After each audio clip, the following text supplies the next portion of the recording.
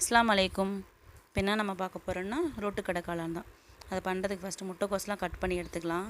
எடுத்துகிட்டு salt, cornflour, மைதா மாவு, chicken பொடி, மல்லித்தூள், மிளகாய்த்தூள், கரம் மசாலா, கொஞ்சம் இஞ்சி பூண்டு பேஸ்ட்டு, கொஞ்சம் தண்ணி தெளித்து பிணைஞ்சி எடுத்துகிட்டு அதுக்கப்புறம் ஒரு வடைச்சட்டியில் எண்ணெய் ஊற்றி பொரித்து எடுத்துக்கலாம்.